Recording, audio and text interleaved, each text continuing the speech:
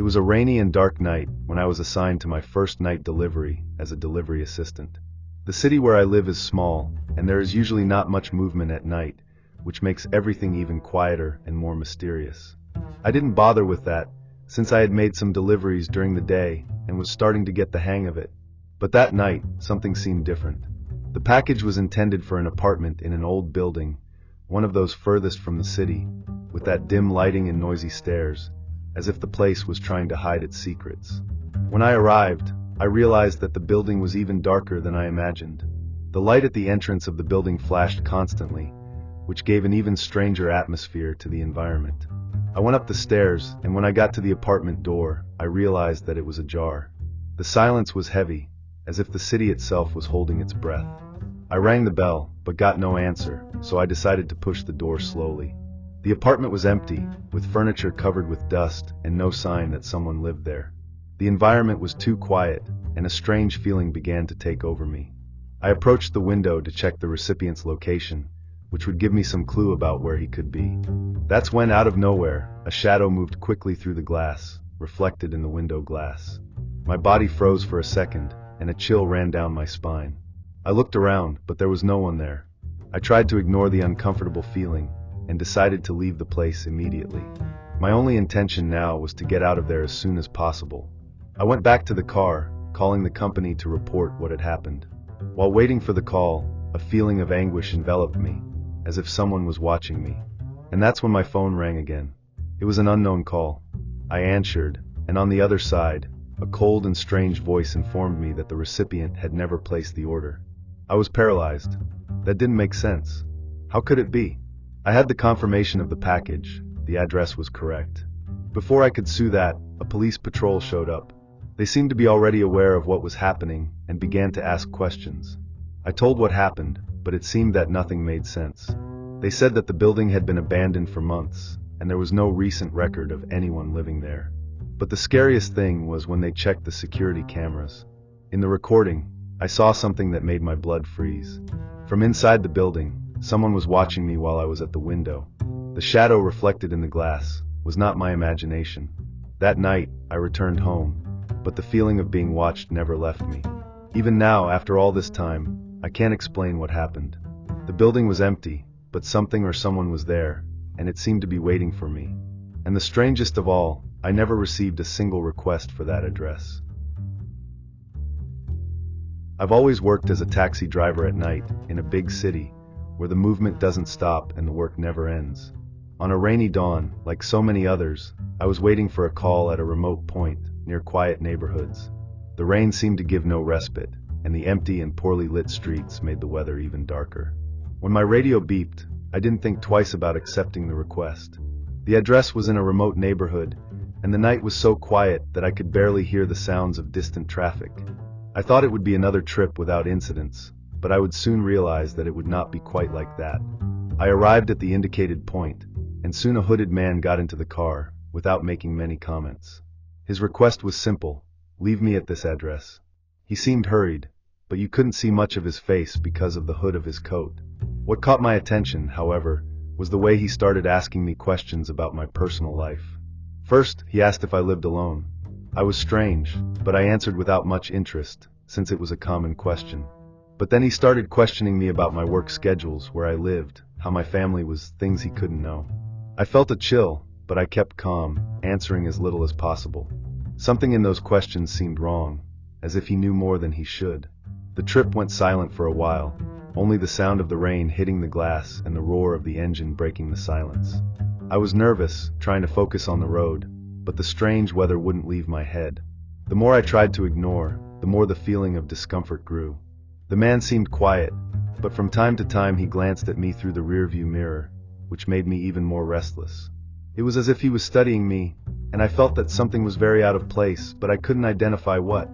The surrounding streets were increasingly deserted, and I wondered what I was doing there, driving through those narrow and poorly lit roads, not really knowing where I was going.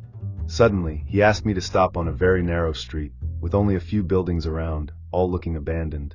The darkness was complete, and the rain still fell hard, making everything even darker. The man didn't say anything when he went down. He just threw a business card in the back seat and disappeared into the darkness, without looking back. His behavior didn't make any sense.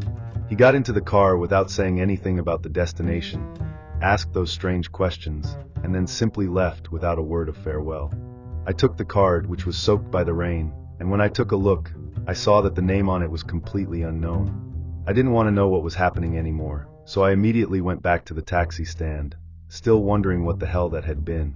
When I got back to the taxi stand, the feeling of discomfort didn't leave me for a second. I was trying to get all that out of my head, telling myself that it was just another weird race, like so many others that happen at night, but something was not right. While I was parking, a policeman approached the car. He greeted me coldly, which made me feel a chill. Without warning, he asked if I was okay, as if he already knew something had happened. I confessed that I didn't understand any of that, and he asked me to get out of the car. That's when he asked me about the race, about the man, and I explained everything that happened. He listened carefully, but without showing much interest. But what made me cold was when he said that the address where I had left the passenger no longer existed. That place had been empty for years, no one lived there, no one even approached. And the name of the man on the card. He told me that the person who was registered in that name had mysteriously disappeared, without leaving a trace. The plug fell brutally. I had been involved in something much bigger than I imagined. He told me that he had no idea what really happened, but that they considered me as part of a simulated kidnapping scheme, something they couldn't explain. I felt an ice in my spine when I realized that I could have been a victim of something much more serious and planned, but everything happened so quickly that I couldn't even understand what I had experienced. I was there, standing in the rain, with a policeman explaining to me that something very wrong had happened, but no one knew exactly what. And the only thing that stayed in my head was the face of that hooded man, with his eyes fixed on me, as if he knew something I would never know. I've been working in a bakery for a few months, always on the night shift. My service usually involves serving customers and organizing the products, but that night, the usual delivery man was absent, and my boss asked me to make a quick delivery before closing. It was a simple request, a package with breads and sweets for a remote house, in a neighborhood where we rarely received orders. I thought it was strange, but I didn't question it. I took the address and left by car, without imagining that this would be one of the most terrifying nights of my life. The street was practically deserted, without lighting, and the thin rain made everything look even darker. When parking, I felt an immediate discomfort. The house didn't seem abandoned, but something in it made me uneasy. The curtains were slightly open, and I had the feeling that someone was watching me from the inside. I rang the bell and waited, but no one answered. I waited a few more seconds, and then noticed a motionless silhouette in the corner of one of the windows. My heart accelerated, but I tried to calm down. Maybe it was just the resident, hesitant to answer late at night. The feeling of being observed became stronger. I held the package more firmly and tried again. I rang the bell, knocked on the door, and even called loudly. Nothing. The silhouette on the window was still there, motionless. A chill ran down my spine, and I decided not to insist anymore. I put the order on the floor, right in front of the door, and turned to go back to the car. That's when I heard steps, slow, heavy, coming from behind me. My instinct screamed for me not to look, just to move on, but I couldn't. My body crashed for a second, and against all logic, I turned my head slightly back. I saw a shadow. Someone stopped near the house, in the darkest part of the backyard. I couldn't see the face, clothes, nothing, just the presence, as if it were a black hole in the darkness. My chest tightened, and before I could react, I heard a low, weak laugh, almost a whisper. I didn't expect anything else. I ran to the car, feeling my heart beating so hard that it looked like it was going to explode. My hands trembled as I looked for the keys in my apron pocket. I felt the shadow move behind me, but I didn't dare to look again. When I finally unlocked the car, I went in and slammed the door hard, locking everything immediately.